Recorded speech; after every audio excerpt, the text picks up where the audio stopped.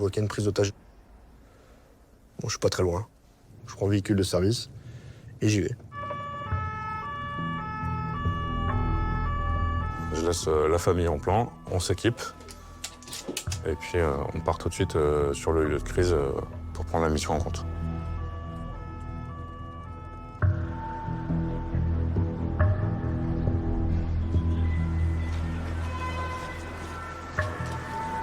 J'arrive sur place parmi les premiers de la BRI.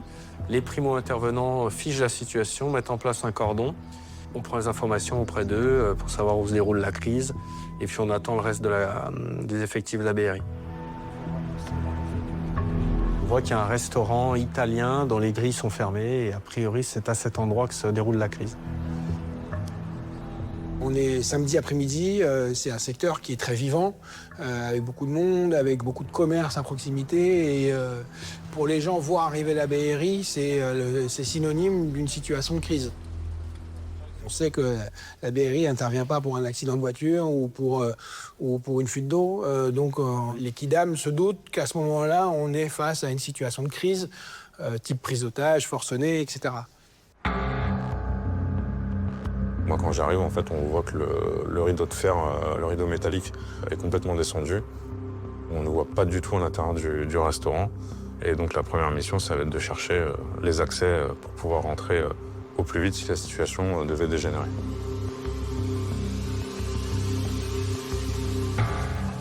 Le volet roulant, d'un point de vue tactique, c'est compliqué à ouvrir.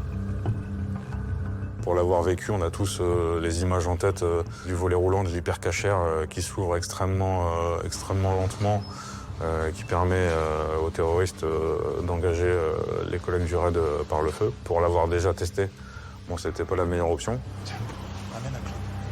Notre but, c'est de poser des solutions et pas de poser des problèmes.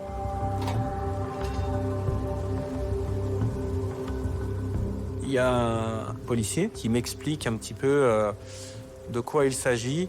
Il me met en relation avec un couple d'individus. On comprend en fait que c'est leur fils qui semble retenir des employés du restaurant. Donc leur fils est gérant du restaurant.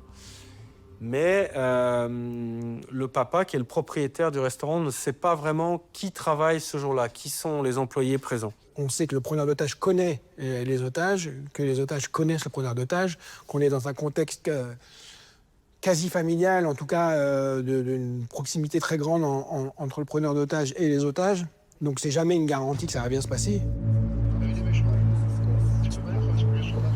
Apparemment, d'après ce que j'ai compris, les gens qui sont à l'intérieur auraient dit à la famille, nous on le lâche pas, c'est comme notre frère, on est mieux.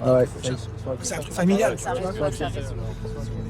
Faut jamais sous-estimer les crises ou les surestimer. Il faut bien placer le contexte. Il est dans une pizzeria avec des outils tranchants qui peuvent devenir des armes par destination avec lesquelles il peut s'en prendre aux otages. Il peut s'en prendre à lui-même aussi. On n'est pas à l'abri d'avoir un individu suicidaire. Ça nous est déjà arrivé que « Ah non, il n'y a pas d'arme, et puis vous rentrez chez la personne, il y a un arsenal, quoi.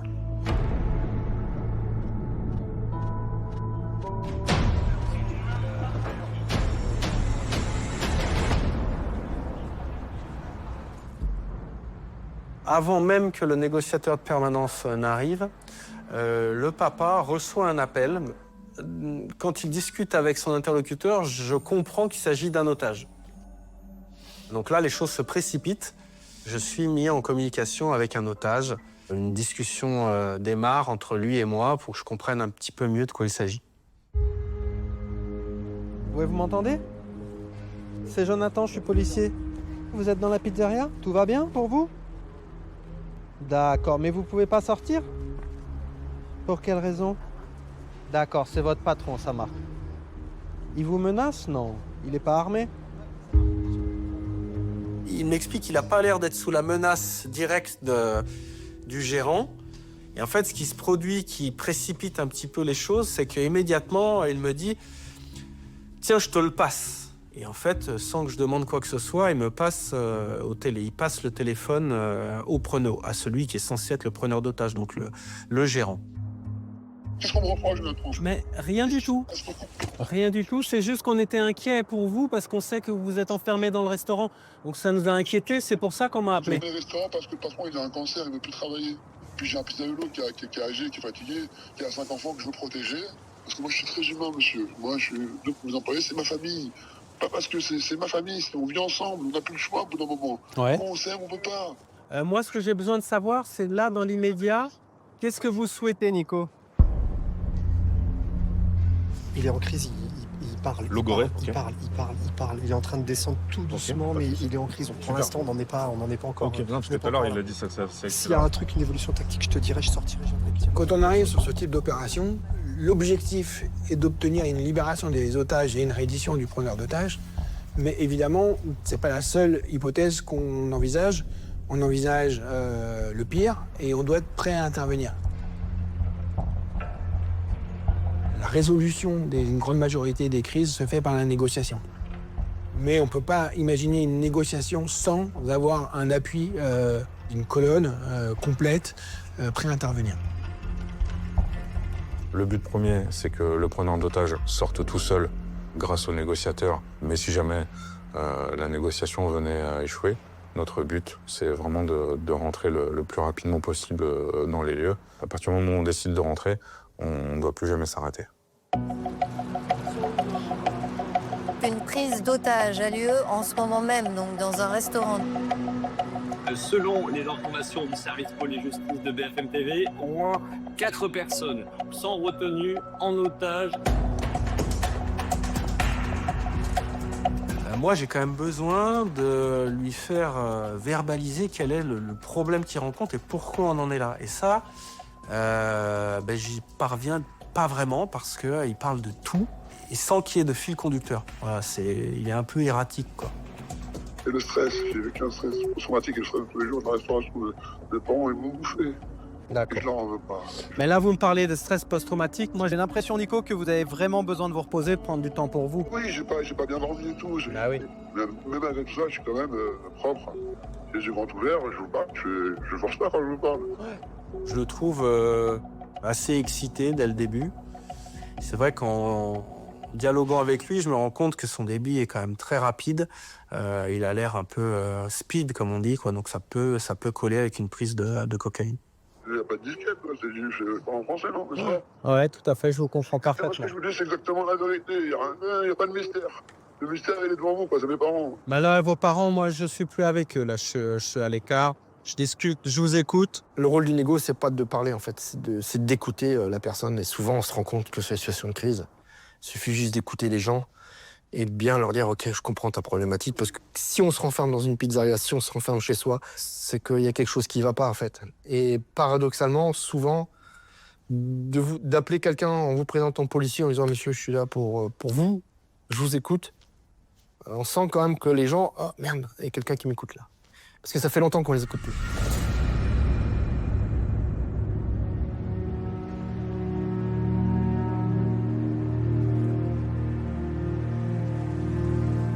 Le premier quart d'heure, j'annonce à notre chef qu'il va sortir. Puisque ça se passe bien. Pour moi, je pense qu'il va sortir. Mais ça, c'est ma première impression. Et il accepte le contact tout de suite, il ne nous repousse pas en fait. Souvent, on est souvent repoussé. Ouais, pourquoi vous m'appelez? Le premier contact est assez difficile. Et là, ça se passe bien. Je suis en bonne santé parce que je suis très sportif. J'ai fait énormément de sport dans ma vie. Je suis en pleine forme, c'est là, je suis un beau gosse. J'ai un six-pack, vous voyez? Ouais, je vois. Et en fait, il ne fait parler que de lui. Que de lui, que de son intelligence. Il est sportif de haut niveau. Et là, je me dis, ouais, on a un narcissique et ça va être compliqué, quoi.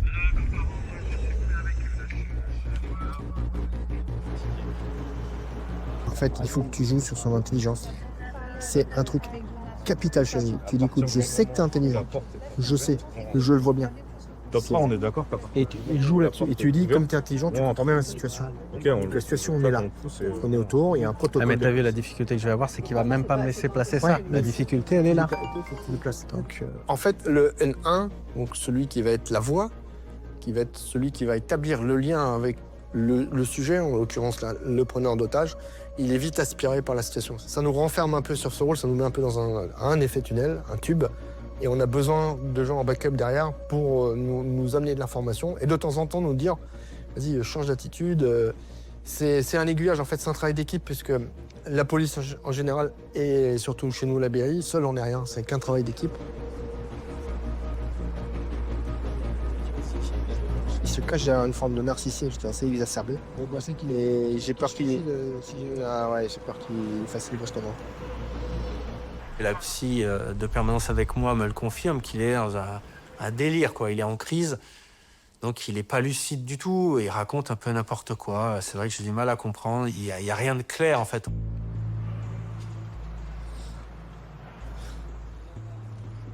Je veux pas sortir, j'ai peur du dehors. Ok, je suis comme un chien à pleurer. Je ne sors pas, monsieur. Je suis sur ma chaise dans mon restaurant. Nico, vous m'avez dit que vous aviez peur de sortir, mais pourquoi? J'ai du mal à comprendre. Parce que j'ai peur de ce qui m'est arrivé. Avec tout ce qui m'est arrivé, vous comprenez pas le français ou quoi? Avec tout ce qui m'est arrivé, je ne peux plus sortir. On m'a fait du mal. On apprend, parce qu'il en parle et c'est confirmé par l'officier renseignement, que nos camarades du RAID l'ont interpellé quelque temps auparavant. Bon, donc ça, normalement, ça m'est plutôt favorable à la négo, puisque je lui dis, si t'as pas envie que ça se reproduise, si t'as pas envie que la colonne d'intervention vienne te chercher, en effet, on va trouver une solution ensemble, de façon tout à fait pacifique. Il en a gardé, lui, un souvenir traumatique et que depuis que la BRI est arrivée sur la crise, là, et la seule chose qu'il dit, c'est qu'il ne veut pas sortir parce qu'il a déjà subi ça et qu'il ne fait pas confiance, etc. Mais Nico, nous, on va pas vous tirer dessus. Je sais bien, monsieur, mais moi, je suis passé des je suis un enfant. Un enfant qui a peur. Qui a déjà été traumatisé. D'accord, Jonathan? Nico, ça n'arrivera pas avec moi, ok? Moi, je suis là pour vous aider, pas pour vous faire du mal.